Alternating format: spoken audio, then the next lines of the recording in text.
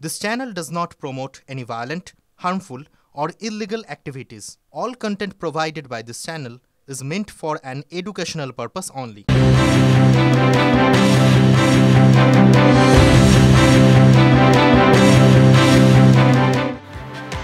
TV9 বাংলায় স্বাগত। সন্ধ্যে সুপার প্রাইম টাইম নিয়ে আপনাদের সঙ্গে রয়েছি আমি শর্মিষ্ঠা। আগামী 1 ঘন্টায় বেশ কিছু নতুন খবর থাকছে আপনাদের জন্য।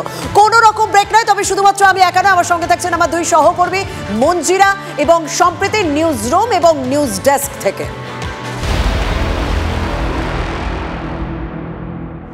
দেখুন, রাজ্যে যখন এসআইআর হচ্ছে বেশ কিছু জায়গায় আমরা কি অভিযোগ পেয়েছি যে বিএলওরা কাজের চাপ নিতে পারছেন এবং অনেক জায়গায় দেখলাম বিএলওরা অসুস্থ হয়ে রয়েছেন। ঠিক সেই আবহে মমতা বন্দ্যোপাধ্যায় তিনি চিঠি দিয়েছেন নির্বাচন কমিশনকে এবং অবিলম্বে এসআইআর স্থগিত করে বিএলওদের প্রশিক্ষণের দাবি করছেন তিনি।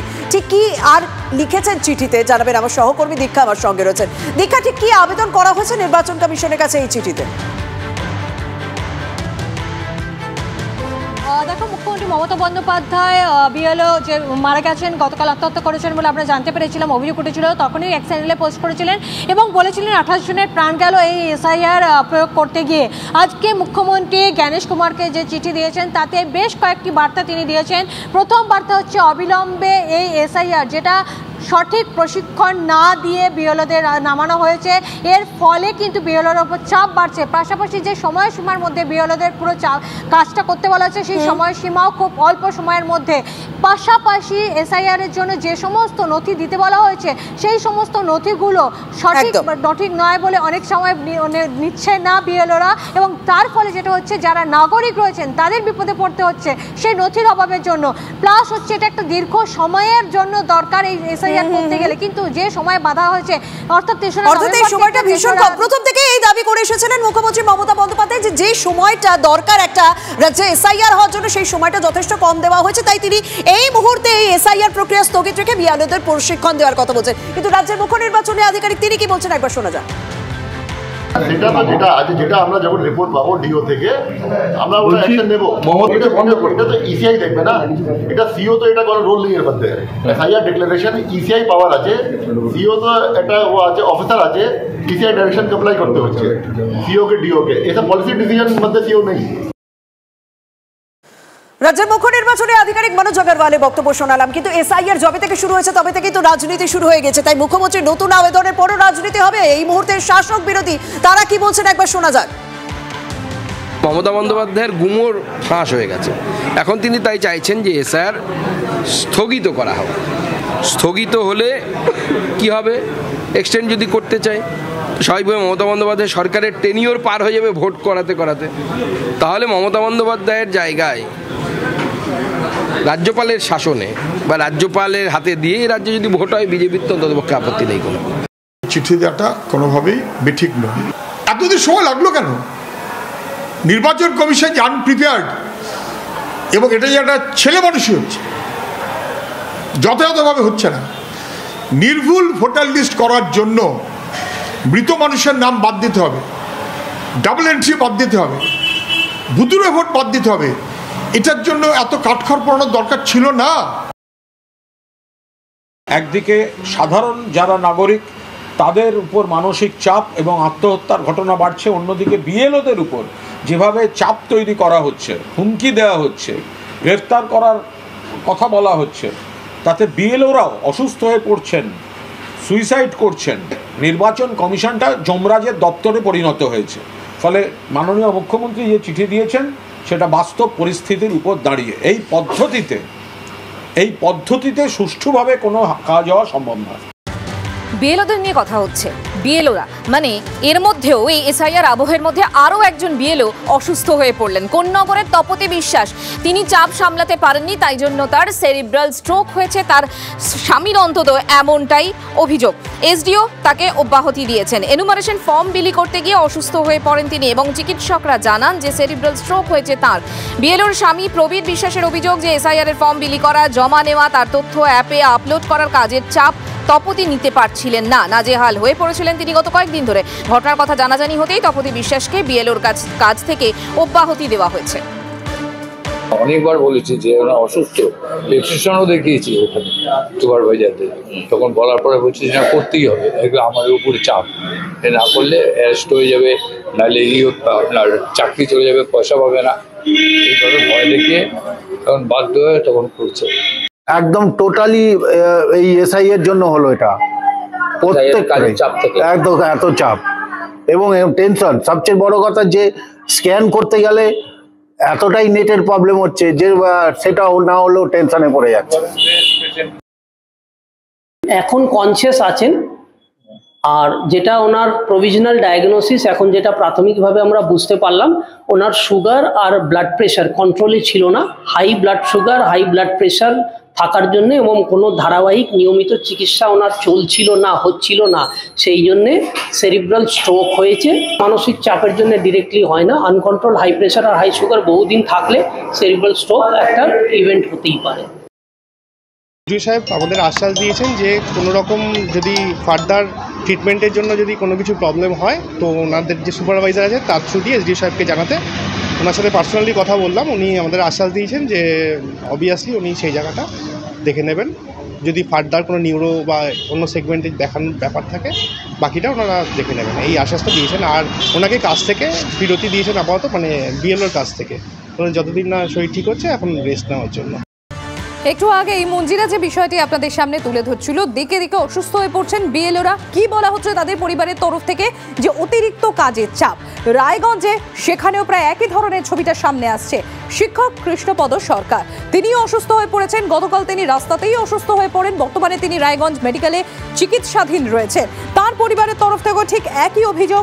এসআইআর এর যে অতিরিক্ত কাজের চাপ, সেই অতিরিক্ত কাজের চাপ সামলাতে না পেরে অসুস্থ হয়ে পড়েছেন গোয়ালদহ এপি স্কুলের শিক্ষক কৃষ্ণপদ সরকার। কসবা মাহাশো এলাকার 206 নম্বর বুথের বিএলও তিনি। ডিউটি করে সারাদিন সারা শেষ করতে পারে না, প্রচন্ড চাপ। এই চাপের জন্য অসুস্থ হয়ে পড়ে গেছিল। তার হেমতাবাদে দিনে রাত্রে 24 ঘন্টায় ঘুরতে গেলে রাত 2-3টা অবধি করতে হতো। আমাদের গ্রামে কসবা মহাশো সারাদিন পরিশ্রম, মানে সবসময়ের জন্য মানে টেনশনে থাকতে হয়, মানে সবসময়ের জন্য টেনশন। আমরা দেখালাম যে কোন্নগর এবং উত্তর দিনাজপুরে বিএলওরা অসুস্থ হয়ে পড়ছেন, কিন্তু জানো তো এটা গোটা রাজ্যের বেশ কিছু জায়গা থেকে এই অভিযোগ আসছে। আর স্বাভাবিকভাবে এই মুহূর্তে তৃণমূল কংগ্রেস কি অভিযোগ করছে, বলছে যে বিজেপি চাপ দিচ্ছে তাদের মতো কাজ করার জন্য। কি বলছেন কুণাল ঘোষ, শুনুন। বিএলওদের উপর এই ভয়ঙ্কর চাপ তৈরি হচ্ছে, কথার কথা হুমকি দেওয়া হচ্ছে। বিজেপির কাজ করতে হবে, বিজেপির স্বার্থ সুরক্ষিত রাখতে হবে। তার মধ্যে কাজের সময় এত অল্প সময় এই করতে হবে, ওই করতে হবে, আপলোড করতে হবে, এদিকে নেটওয়ার্ক প্রবলেম, ওদিকে ফর্ম দিতে পারছে না ঠিক সময়ে। বিএলওরা অসম্ভব সমস্যায় পড়ে তারা এইভাবে মৃত্যু হলো। তো রাজস্থানে মৃত্যু হলো, তো বিজেপি এবার সেটা বলুক। রাজস্থান তো ওদেরই রাজ্য, তো সেখানে তো বিএলওরা একই পরিণাম হচ্ছে। তার মানে সিস্টেমটায় কোথাও একটা গন্ডগোল আছে। তো তৃণমূল কংগ্রেসের বক্তব্য তো শোনালাম, কিন্তু বিজেপি নেত্রী অগ্নিমিত্রা পাল তিনি বলছেন যে এসআইআর এর জন্য রাজ্য সরকারই কোথাও একটা বিরোধিতা করে চাপ সৃষ্টি করছে। কি বলেছেন শুনুন। রাজ্য সরকার মমতা ব্যানার্জি এসআইআর এর বিরোধ করতে গিয়ে বিএলওদের ওপর চাপ সৃষ্টি করছে। ইলেকশন কমিশন হাজার ডেটা এন্ট্রি অপারেটর যাতে বিএলওদের উপর চাপ না আসে, যাতে তাদেরকে এন্ট্রি না করতে হয়, তাদের কাজটাকে যাতে ডিসেন্ট্রালাইজ করা যায়, তার জন্য অ্যাপ্লাই করেছিল, বলা হয়েছিল। আজকে যে ফাইল পাশ করে দেওয়া উচিত ছিল সেটাকে সাইড করে রাখা হয়েছে। সুতরাং আজকে বিএলওরা যদি অসুস্থ হয়ে পড়েন তাহলে তার দায় মুখ্যমন্ত্রী আপনাকে নিতে হবে। দায়িত্ব আমার না, তার না, ও এই করে করে একে অপরের কাছ থেকে দূরে থাকতে চাইছে। কারণ এখানে সরকারি দলের চাপ আছে একটা, সিধা লাইনে চলো, আমরা যা বলো তাই করতে হবে। আরেকদিকে নির্বাচন কমিশন তাদের একটা কড়া নির্দেশ আছে যে ঠিক মতো কাজ না করতে হলে তার জেল হতে পারে, তার চাকরি যেতে পারে। যেমন বিহারের উদাহরণ দেয় তারা। স্বাভাবিকভাবেই যারা বিএলও তারা উভয় সংকটে পড়েছে। দেখুন, স্বরূপনগরের হাকিমপুর, যেখানে হোল্ডিং সেন্টার রয়েছে অনুপ্রবেশকারীদের, যেখানকার ছবি লাগাতার করছিলাম আমরা, সেখানে আজও তো খবর করতে গিয়েছিলাম, আমাদের প্রতিনিধি সুজয় পাল সেখানে গিয়েছিলেন। কিন্তু আজ কি এমন হলো, কারা এলেন যারা আমাদের কাজ করতে বাধা দিলেন, কি ভয়ঙ্কর একটা বিশৃঙ্খলা তৈরি হলো, দেখুন, শুনুন।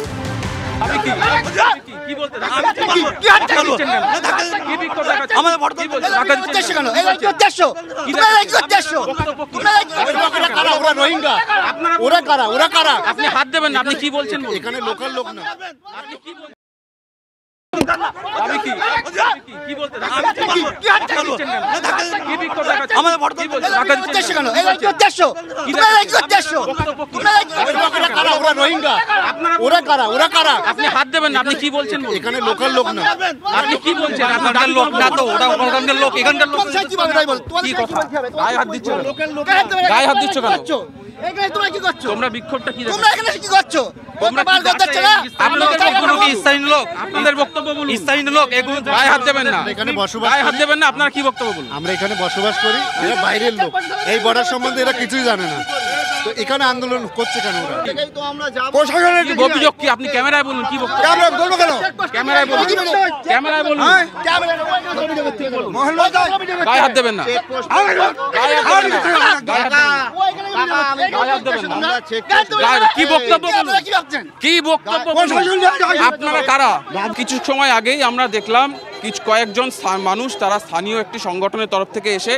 তারা এই বাংলাদেশিদের হটানোর দাবিতে তারা বিক্ষোভ করছিলেন এবং তারই মধ্যে উল্টো দিক থেকে কয়েকজন যারা নিজেদেরকে বলছেন তারাও স্থানীয় বাসিন্দারা তারা হাকিমপুরের বাসিন্দা তারা এখানে এসে আচমকাই বিক্ষোভ দেখাতে শুরু করলেন এবং এই মুহূর্তে হাতাহাতির ছবিটা আমরা দেখাচ্ছি এবং আমরা দেখলাম যে সংবাদ মাধ্যমকেও কিন্তু কি হয়েছে দাদা আপনার বক্তব্যটা কি বল বিক্ষোভ দেখাচ্ছেন আপনারা ধাক্কাধাক্কি করছেন হাতাহাতি আমি ধাক্কা করিনি কিন্তু ওই মহিলাটা কথা বলছে যে ওই মহিলা মারার দরকার এরা কারা যারা এসছে তারা কারা স্থানীয় স্থানীয় স্থানীয় আপনারা সংবাদ মাধ্যমে গায়ে হাত তুলছেন সব আছে সমস্ত কিছু রেকর্ড হয়েছে আপনারা কারা আমরা ওই হিন্দু পরিষদের পক্ষ থেকে আমরা এসেছি বাংলাদেশী অনুপ্রবেশকারী রোহিঙ্গাদের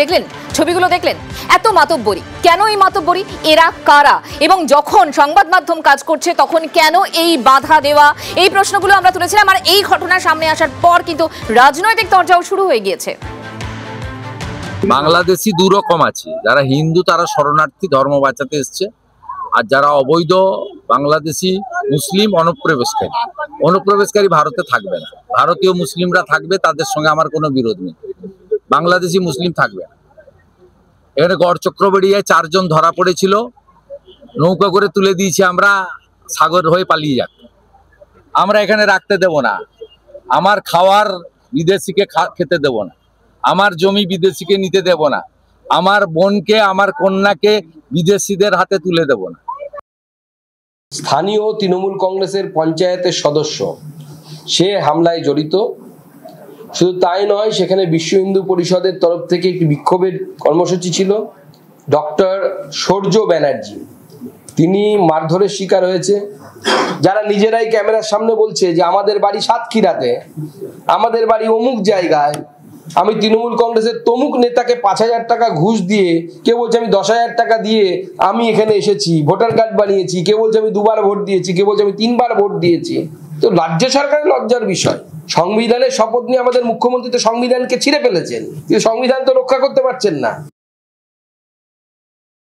কোন সংবাদ মাধ্যমের উপর আক্রমণ কঠোরভাবে নিন্দনীয় এই হামলা কোনোভাবে কাঙ্ক্ষিত হতে পারে না হাকিমপুরে যদি কিছু দেখা যায় অনুপ্রবেশকারী রয়েছেন কজন আছেন 20, 25, 30, 40, 50, 100, 150 অথচ আমরা কদিন আগে দেখলাম বড়বাজারের 40% বাড়িতে গিয়ে ভোটারদের পাওয়া যায় বড়বাজারের হিন্দিভাষী সেই ভোটাররা ভারতীয় জনতা পার্টির ক্যাডার কিনা আমি জানি না তারা দলে দলে গিয়েছিলেন বিহার নির্বাচনে ভোট দিতে কার্যত অনুপ্রবেশকারী যদি বাংলাদেশ বর্ডারে থেকে থাকে তো এরাও তো অনুপ্রবেশকারী বিহারের ভোটার তালিকার নাম থেকে তারা বাংলায় আসবে কেন তারা বাংলায় ভোটার লিস্টে নাম তুলবে কেন দুই জায়গায় আরে অনুপ্রবেশকারীদের জম কি জানেন এসআইআর ভোটার তালিকায় যেই সংশোধন শুরু হয়েছে অমনি বাড়ি ঘর বিক্রি করে কেউ বা বাড়ি ঘরে তালা ঝুলিয়ে পগার পান মানে এবার সীমান্ত পেরিয়ে পালাবার চেষ্টা এদেশ থেকে আপনাদের একজনের কথা শোনাই রবিউল মধ্যম গ্রামের রবিউল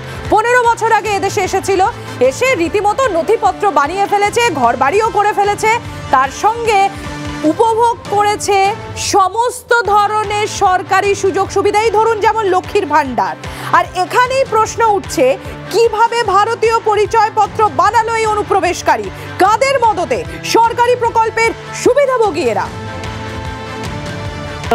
জানি না শুনেছিলাম যে বাংলাদেশে নাকি বাংলাদেশি এই এসআইআর ডিক্লেয়ার হওয়ার আগে পরে চলে গেছে হ্যাঁ অনেক আগে চলে গেছে ভয় পাচ্ছিল হ্যাঁ ইসাইর জন্য ভয় পাচ্ছিল হতো এরা তো বহুত দিন আগে আসছিল তা অনেক আগে আসছিল, এসে ভাড়া ছিল অন্য জায়গায়। বছর তার বেশি 15 বছর ওইরকমই হবে। ভোট টোট দিত এরা? হ্যাঁ, ভোট দিয়ে ভোটার কার্ড ছিল, সব ছিল, লক্ষ্মী ভান্ডার সব ছিল। বিহারের যে এসআইআর শুরু হয়েছিল ওইটা নেটে দেখেছিল, দেখার পরে ওরা আতঙ্কিত ছিল। ওরা মনে করলো একটা মনে ভয় ঢুকে গেছে যদি আমাদেরকে বাংলাদেশে পাঠিয়ে দেয়, তার জন্য ওরা জায়গা বিক্রি করে দিয়ে চলে গেছে। 10-12 বছর। 10-12 বছর ভোট দিত? হ্যাঁ, ভোট দিত। ভোটার কার্ডের নাম ছিল? হ্যাঁ, নাম ছিল। লক্ষ্মী ভান্ডার? লক্ষ্মী ভান্ডারে ছিল। মানে এইটা এখানে দিত, তাহলে ওরা চলে গেল কেন? ভয়ে আতঙ্কে গেছে। অনেক দিন দিয়ে আছে, 5-6 বছর ধরে ছিল। আচ্ছা, এই লোকটার নাম কি ছিল? রবুল মন্ডল ছিল। বাড়িতে কজন মেম্বার ছিল? এরা মোটামুটি 8 জন ছিল। 8 জন? 5 জন, ছেলেপিলে ধরে 5 জন ছিল। 5 জন? 3টে ছেলে। হ্যাঁ, ভোটার কজন ছিল? মানে 2 জন। আচ্ছা, বাচ্চা কি করতো? লোহা ভাঙার ব্যবসা করতো। এই যে আদৌ মানে বিহারে যখন শুরু হয়েছে সেই ভয়তে এরা একটা চিন্তা ভাবনা করে আর থাকবো না, সেই ভাই চলে গেছে। বাংলাদেশের বাসিন্দা রবিউল মণ্ডল গত 15 বছর ধরে এইখানে থাকতেন, এই বাড়িতে। কিন্তু বিহারে এসআইআর হওয়ার পর থেকে তারা আতঙ্কের মধ্যে ছিলেন। অবশেষে তালা বন্ধ করে এই বাড়ি বিক্রি করে দিয়ে তারা এখান থেকে চলে গেছেন। মূলত ভয় এসআইআরের আতঙ্ক। কিন্তু স্থানীয় মানুষ সূত্রে যেটা জানা যাচ্ছে, এই রবিউল ইসলাম তার পরিবারে প্রায় 5 জন সদস্য ছিল, যার মধ্যে 2 জন ভোটার ছিলেন, যারা রীতিমতো পশ্চিমবঙ্গে থেকে, ভারতবর্ষে থেকে ভোট দিতেন, এখানে বিভিন্ন ভাঙাড়ির কাজ করতেন, সেই কাজ করে তাদের জীবন সংস্থান চালাতেন। কিন্তু কিভাবে তারা ভোটে নাম তুললেন এই নিয়ে প্রশ্ন রয়েছে। শুধু তাই নয়, লক্ষ্মীর ভাণ্ডারে টাকাও তারা পেতেন, এই নিয়েও কিন্তু একটা প্রশ্ন থেকে যাচ্ছে। এই আতঙ্কে তারা এই বাড়িতে বিক্রি করে দিয়ে তালা মেরে বেরিয়ে গেছেন। যারা কিনেছেন তারা এই বাড়ি নতুন করে এখনো পর্যন্ত ঢোকেননি, সেই কারণেই তালাবন্ধ অবস্থায় পড়ে রয়েছে।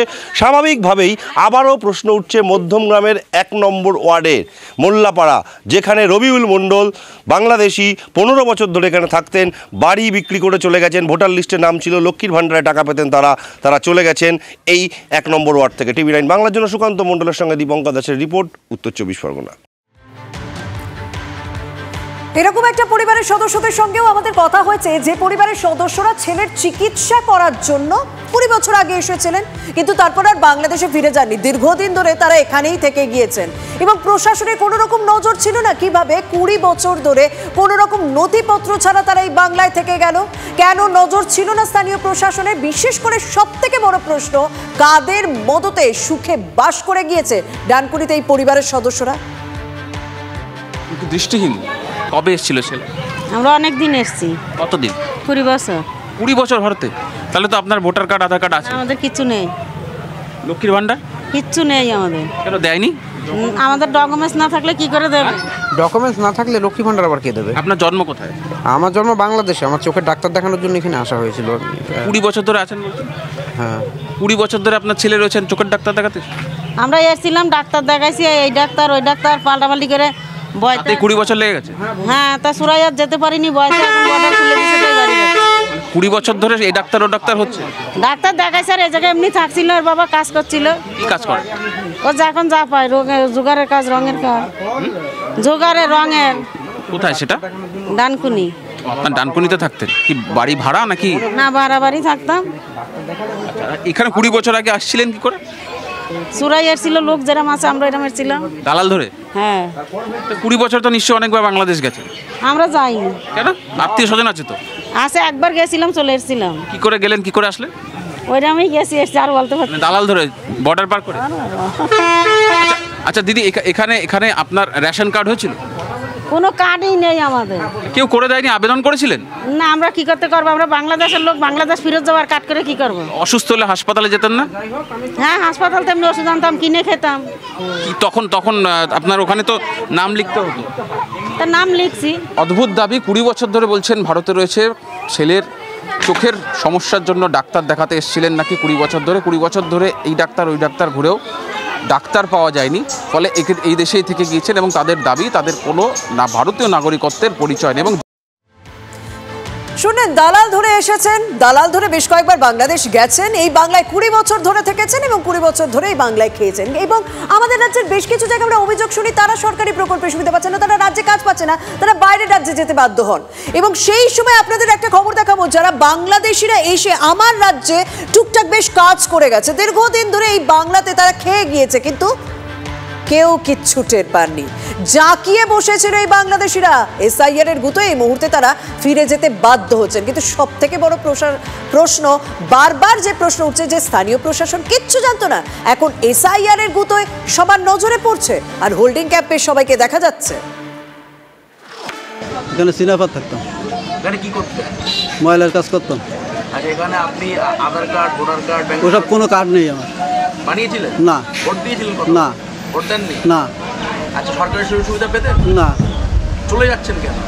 এসআইআর ভয়তে। আর ফিরবেন না? না। ভয় পাচ্ছেন কিসের? আল্লাহর ভয় পাতি। তার মানে একটা কথা বলাই যায় যে এই এসআইআর আবহে বাংলাদেশি অনুপ্রবেশকারীরা পালাচ্ছে দলে দলে। এরকম ঘটনা আরও আছে। হায়দ্রাবাদ থেকেও কিন্তু বাংলাদেশি অনুপ্রবেশকারীরা চলে আসছে, কারণ তাদের কি জানা যাচ্ছে যে তারা খুব সহজেই এদেশে ঢুকে পড়েছিল এবং 5-6 বছর ধরে এখানেই ছিল, ভারতে অনুপ্রবেশ করে, হায়দ্রাবাদ গিয়ে লেবারের কাজ করতে শুরু করে এবং কিভাবে নথি ছাড়াই বছরের পর বছর কাজ করে গেল এরা, নজরদারি কোথায় ছিল প্রশাসনের, এ নিয়েই প্রশ্ন উঠতে শুরু করেছে। আপনার নাম কি? সালামতুল্লাহ। এখানে যে হায়দ্রাবাদে গেলেন, ট্রেনে করে গেছিলেন? ট্রেন করে গেছে। টিকিট হয়েছিল আপনার নামে? হ্যাঁ। কোনো কাগজ, আপনার ভোটার কার্ড বা आधार कार्ड देखाता है? कुछ हो ही ना। तो आया कैसे बांग्लादेश से? आया अभी आदमी आ रहा, उनका संगत आ गया। तो पैसा देना पड़ा ना? पैसा नहीं, कर्जा, गाड़ी का कर्जा दिया। गाड़ी में आया? गाड़ी में। तो बॉर्डर क्रॉस कैसे किया? बॉर्डर करे आदमियों का 2 बंदा आ रहे, वो बंदा का साथ आए हम। पैसा तो दिया ना? पैसा दिया नहीं। वोट दिया इधर हैदराबाद में? तो वोट दिया कभी? वोट दिया नहीं। तो डायरेक्ट हैदराबाद कैसे? डायरेक्ट हैदराबाद गए।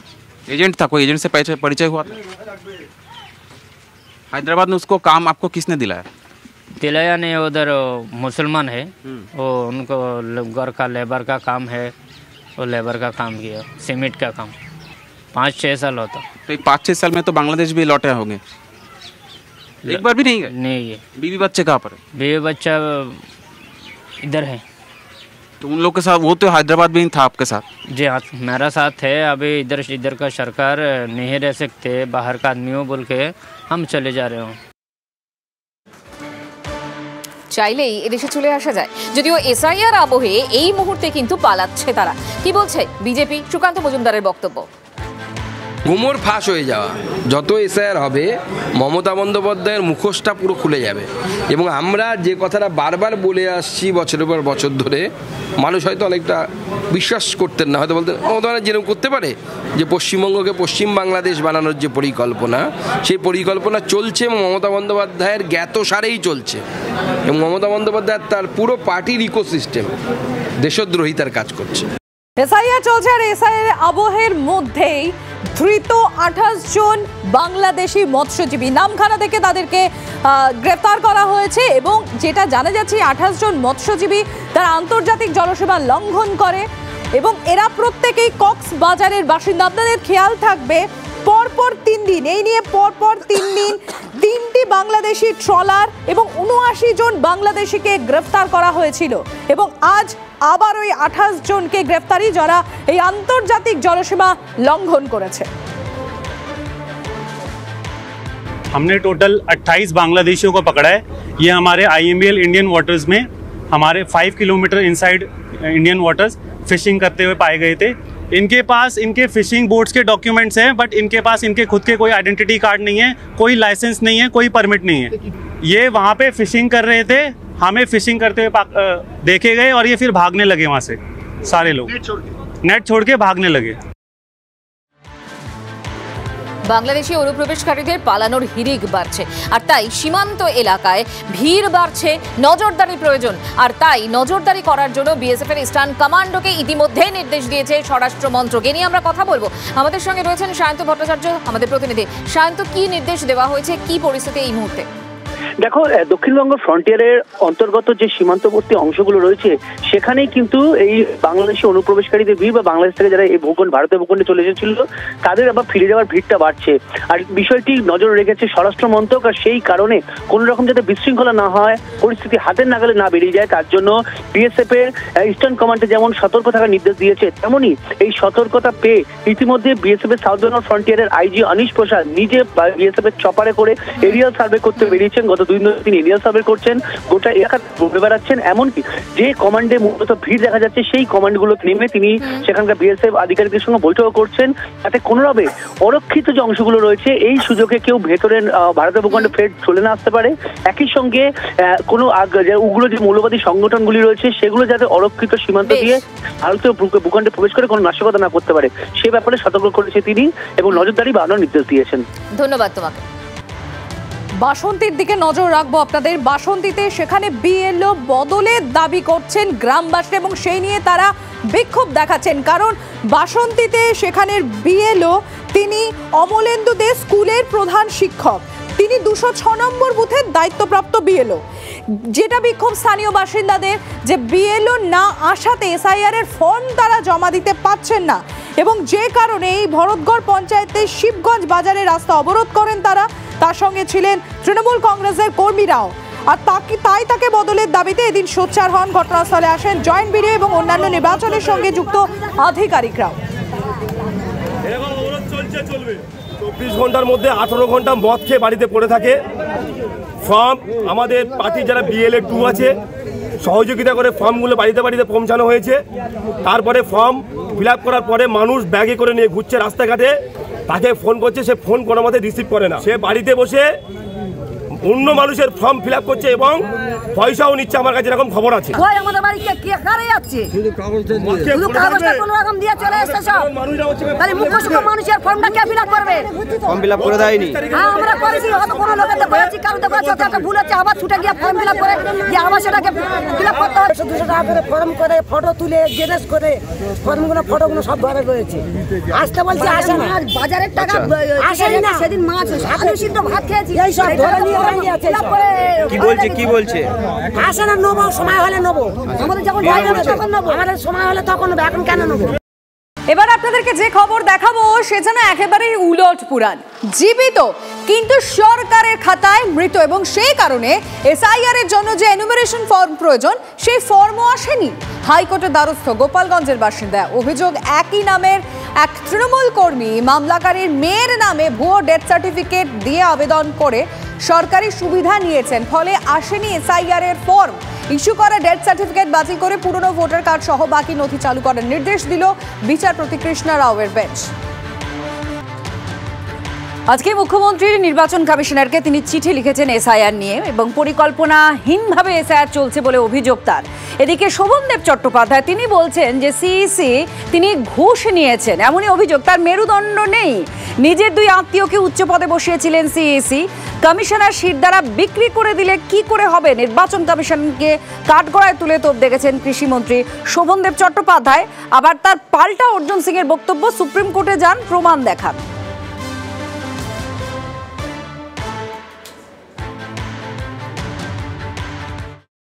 ইলেকশন কমিশন একটা কনস্টিটিউশনাল বডি, ইন্ডিপেন্ডেন্ট বডি, কিন্তু তার যিনি মাথায় বসে আছেন, আমি নাম করছি না, সে যেদিন জয়েন করেছে তার নিজের নিকটতম আত্মীয় 2 জনকে 2টো খুব সম্মানজনক পদে চাকরি দেওয়া হয়েছে। যদি কোনো ব্যক্তি এইভাবে উৎকোচ নেন, তার সিদ্ধালাটাকে বিক্রি করে দেন, তার কাছে যুক্তি থাকে না। আর আমাদের ধর্মে একটা কথা আছে, যুক্তিহীন বিচারে তো ধর্মহানি প্রজায়তে, যে যুক্তিহীন বিচার করে। ইলেকশন কমিশন 1 মাসের মধ্যে একটা কাজ তুলে দেবে 10.5 কোটি মানুষ যে রাজ্যে, সেটা পসিবল? কোনো কারণে কোনোভাবে পসিবল? ইলেকশন কমিশন তো প্রাক্তন আমলা, তিনি বুঝছেন না যে 1 মাসের মধ্যে এত বড় রাজ্যে করা সম্ভব নয়, এটা গোয়া নয়। ওনার ক্ষমতা থাকলে কেস করুন, এটা নিয়ে সুপ্রিম কোর্ট যাওয়া দরকার আছে, তাতে কল্যাণ ব্যানার্জি কিছু বিল বাড়বে, করুন না। মিথ্যা কথা বলার, পুরো পার্টিটা মিথ্যার উপরে চলছে। ওনার কাছে প্রমাণ থাকলে প্রমাণ দেখান, ওনার কাছে প্রমাণ থাকলে প্রমাণ দেখান।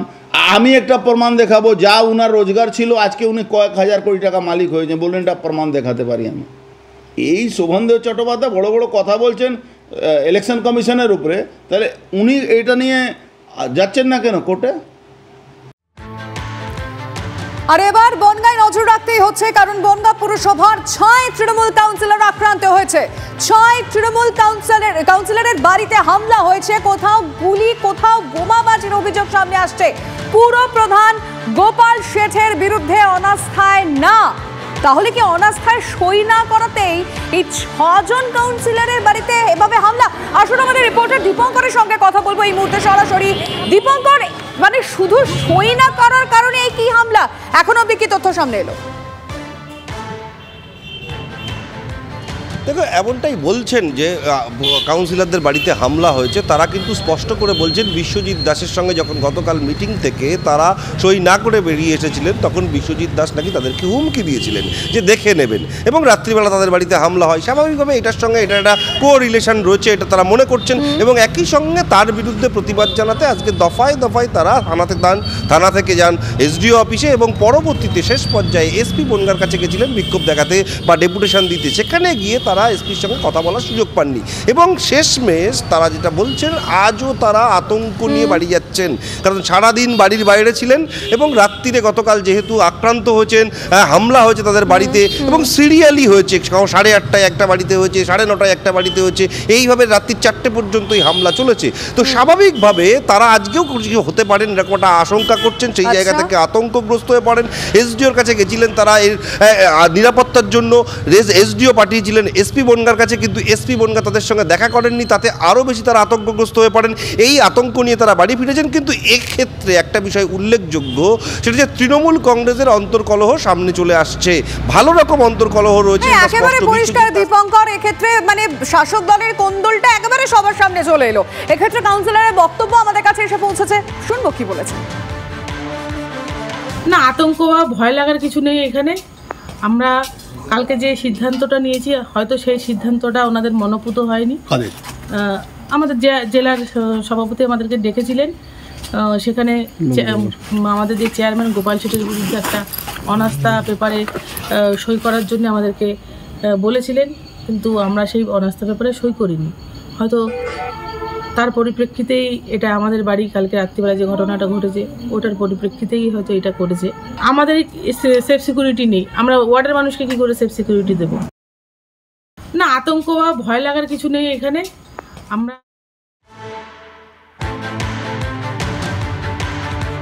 আর এক্ষেত্রে দাঁড়িয়ে কাউন্সিলরদের বক্তব্য আপনারা শুনলেন, কিন্তু মমতা বালা ঠাকুর কি বলছেন বনগাঁ এভাবে শাসক কন্দল প্রকাশ্যে চলে এলো, শুনবো। আজকে বনগাঁর বুকে শান্তিকে অশান্তি করার যে চেষ্টা করেছে, তাদের ইমিডিয়েটলি তাদের অ্যারেস্ট করা হোক। তৃণমূল কংগ্রেসের যারা আমাদের উপর নেতৃত্ব, তাদের সঙ্গে আমি কথা বলবো, এবং অলরেডি সেটা আমি আস্তে আস্তে কয়েকজনের সঙ্গে কথা হয়েছে, এবং সেটাকে নিয়ে আরও উপর মহলে এবং সেটাকে নিয়ে প্রশাসনের লেভেলের থেকে আমরা মনে করি যে এখনও সেইভাবে আমাদের যে এসপি এখনও বনগাঁর বুকে সেই ধরনের তাদের কোনো সাপোর্ট করেনি। অনাস্থা প্রস্তাবে সই করেছে, একাধিক কাগজ রয়েছে আমাদের, কিন্তু কালকের ঘটনা যে কেন হয়েছে আমরা পুলিশকে বলেছি, উপযুক্ত তদন্ত করে যদি এরকম ঘটনা ঘটে থাকে তাহলে তাদের বিচার ব্যবস্থার মধ্য দিয়ে এর প্রক্রিয়া শেষ করতে হবে। না, এটা কেউ কেউ তো আমাদের তো বিজেপির সাথে একটা লাইনে আছে, তারা কেউ কেউ করতে পারে, নির্ঘাত মানে যারা তৃণমূল মনে প্রাণে করে এরকম করতে পারে না, কারণ তারা জানে যে তৃণমূল কংগ্রেসে যারা আমরা একটা পরিবার, এরকম কোনো ঘটনা ঘটেনি। আপনি যেটা বলেছেন, আমরা নিশ্চিতভাবে পুলিশকে বলেছি তদন্ত করে উপযুক্ত ব্যবস্থা নেওয়ার জন্য। পজিশন রাখার জন্য আজকে গুলি চলছে, আজকে অ্যালিগেশনস চলছে, আজকে ওর নামে অ্যালিগেশন দিচ্ছে, কেউ কাউকে মানছে না, এবং সব থেকে রিমার্কেবল যে উচ্চ নেতৃত্ব যে ইনস্ট্রাকশন দিচ্ছে সেটাও মানছে না। তার মানে উচ্চ নেতৃত্বর পজিশন বা ইনস্ট্রাকশন কতটা অমান্য করা যায় সেটাও আজকে তৃণমূলের কাউন্সিলররা বুঝিয়ে দিচ্ছে আর কি।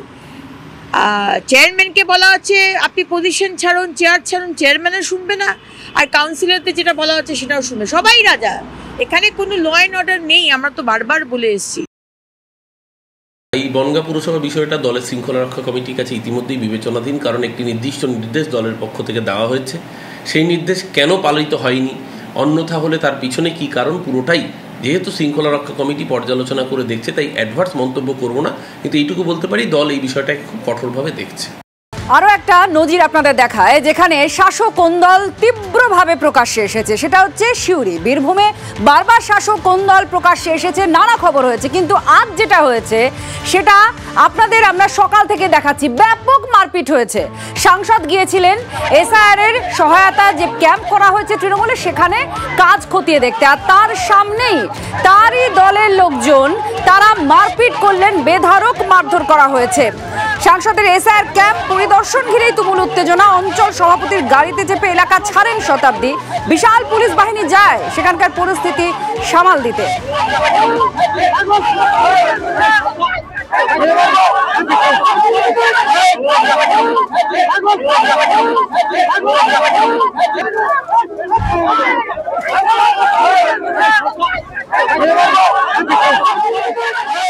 এরা হচ্ছে যে বর্তমান ব্লক সভাপতির আশ্রিত মানুষ, যারা গত নির্বাচনে পরপর 3-4টে নির্বাচনে বিজেপি করেছে এবং সিপিএম।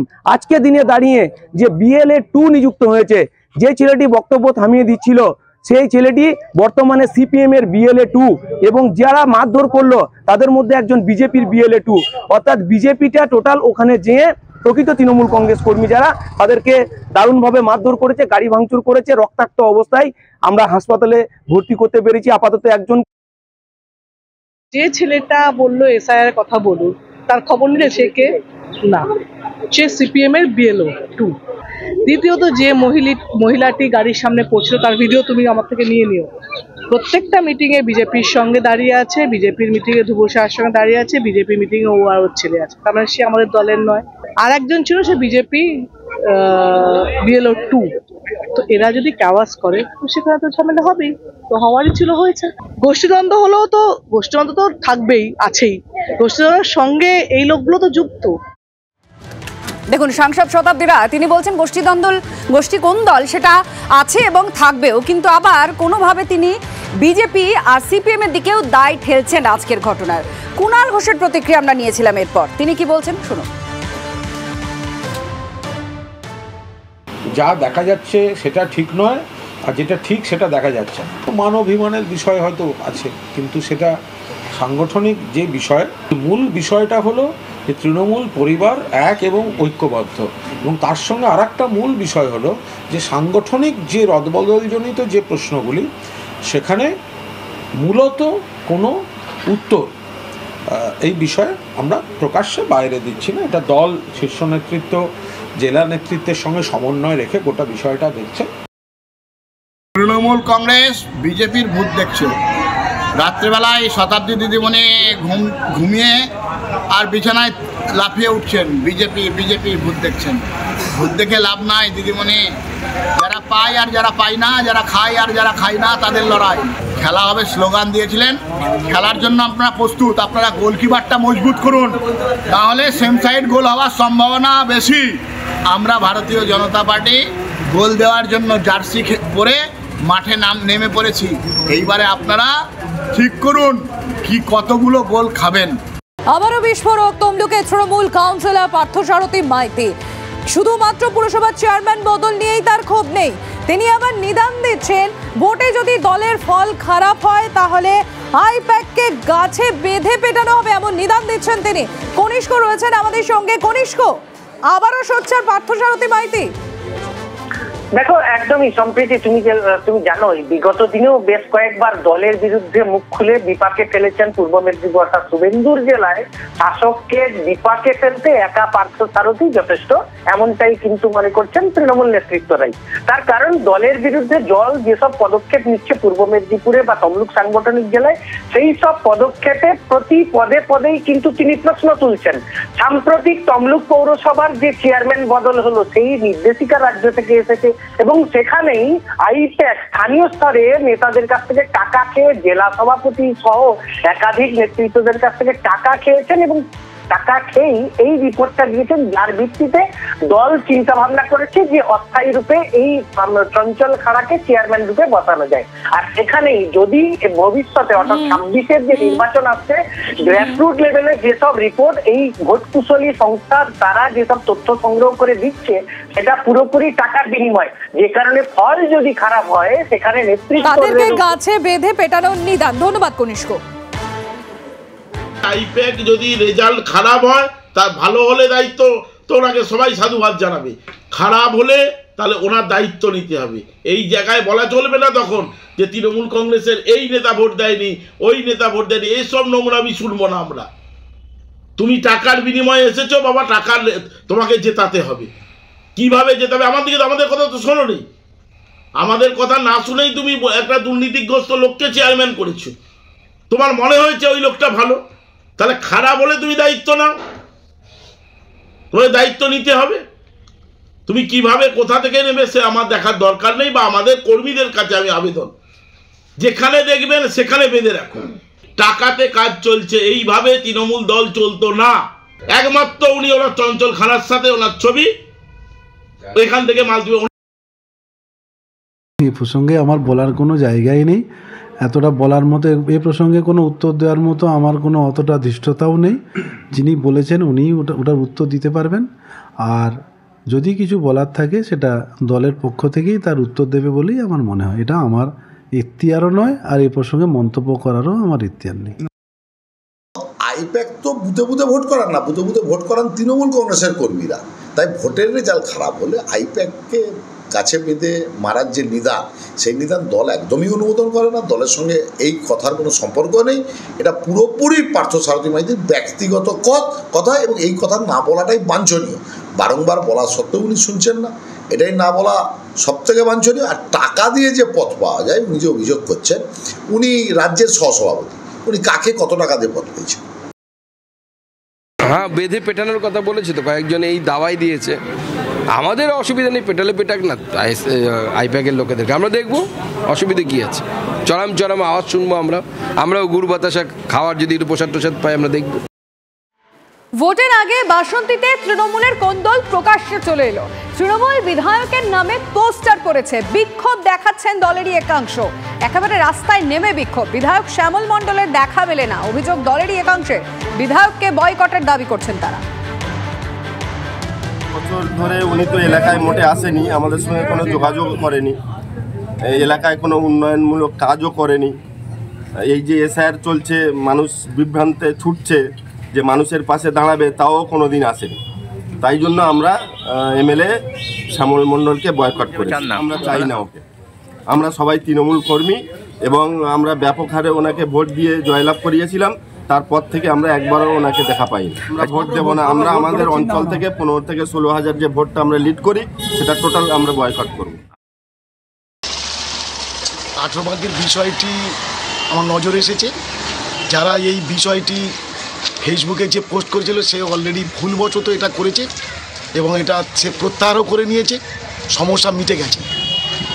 তারা ভুলবশত এটা করেছে, তারা ভুলবশত এই ফেসবুকে পোস্ট করেছে এবং কিছু ছোটো ছোটো পোস্টার মেরেছে। এটা ভুলবশত করেছে। এটা নিয়ে এই যে বিভ্রান্তি রচ্ছে, এটা সম্পূর্ণ মিথ্যা।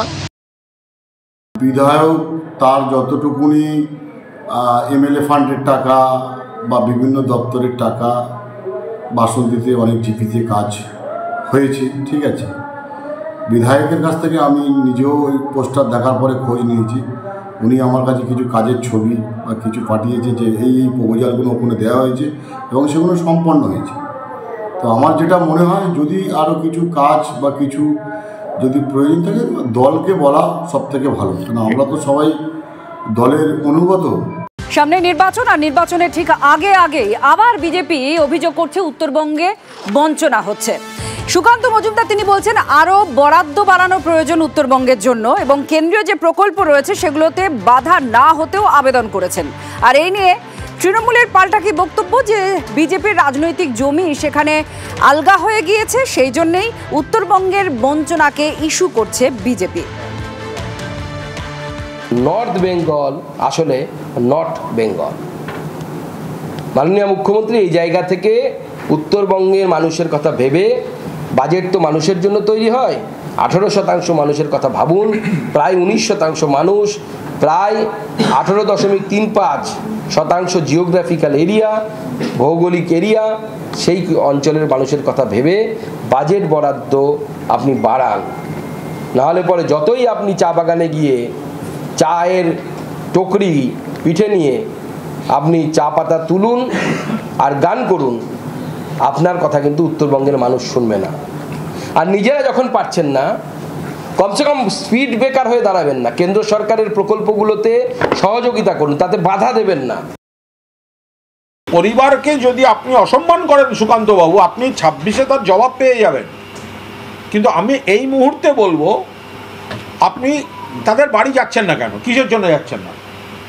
যা এসআইআর জনিত কারণে যিনি আত্মহত্যা করেছেন সুকান্ত মজুমদার, আপনার ক্ষমতা থাকলে আপনি তার বাড়ি যান, তার আত্মীয়র সামনে দাঁড়িয়ে বলুন যে না, কোনো মানসিক চাপ, কোনো মানসিক যন্ত্রণা ছিলেন না, বাড়ির লোক মিথ্যে মামলা আর মিথ্যে মামলার অভিযোগে গোয়ালপুকুর সেখানে রীতিমতো ধুন্ধুমার, পুলিশের বিরুদ্ধে তুমুল বিক্ষোভ। যেটা জানা যাচ্ছে যে জমি নিয়ে বিবাদ, সেই বিবাদের জেরে এক ব্যক্তিকে খুন হতে হয় বলে অভিযোগ, এবং পাল্টা পুলিশের বিরুদ্ধে যে অভিযোগ, পুলিশ ওই মৃত ব্যক্তির, যে ব্যক্তি খুন হয়েছেন তার পরিবারের বিরুদ্ধে মিথ্যে মামলা করেছে। সেই নিয়েই রীতিমতো ধুন্ধুমার, রাস্তায় টায়ার জ্বালিয়ে বিক্ষোভ। মিথ্যে মামলার অভিযোগে দেখুন গোয়ালপুকুরে ধুন্ধুমার, সেই ছবি তুলে ধরছি আপনাদের সামনে।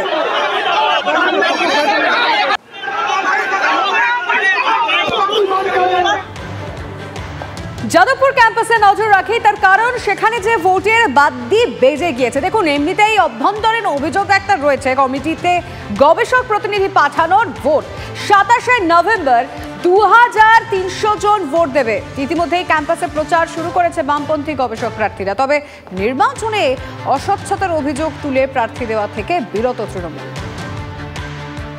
দীর্ঘদিন পর যাদবপুর বিশ্ববিদ্যালয়ে ভোট হতে চলেছে, তবে এই ভোট ছাত্রদের ভোট নয়, এই ভোট গবেষকদের ভোট। দীর্ঘদিন ধরে রাজ্যে আটকে রয়েছে ছাত্র ভোট। বারবার ছাত্র ভোটের কথা বললেও রাজ্য সরকার এই ছাত্র ভোট করেনি। তবে বিধানসভা নির্বাচনের আগেই যাদবপুর বিশ্ববিদ্যালয়ে যে ইন্টারনাল কমপ্লেন কমিটি রয়েছে, তাতে গবেষকের প্রতিনিধি কে হবেন তা ডিসাইড করতে 27শে নভেম্বর ভোট হবে যাদবপুর বিশ্ববিদ্যালয়। বেলা 2:30 থেকে সন্ধে 6:30 পর্যন্ত এই ভোট চলবে, এবং তার জন্য ইতিমধ্যেই কিন্তু ক্যাম্পাস জুড়ে প্রচার শুরু হয়েছে। এখনও পর্যন্ত প্রায় 5 থেকে 6 জন নমিনেশন দিয়েছেন। ফাইনাল নমিনেশনের দিন এখনও চলছে। এরপর ফাইনাল ভোটার লিস্ট হবে এবং তারপর সঠিক নিয়ম মেনে ভোট হবে যাদবপুর বিশ্ববিদ্যালয়। অবশ্য তৃণমূল ছাত্র পরিষদ তারা কিন্তু এই ভোটের যে পদ্ধতি, সেই পদ্ধতিকে দুর্নীতিযুক্ত এবং সঠিক পদ্ধতি বলে মেনে নিচ্ছে না। ক্যামেরায় সূর্যেন্দুর সঙ্গে সুমন, TV9 বাংলা, যাদবপুর, কলকাতা।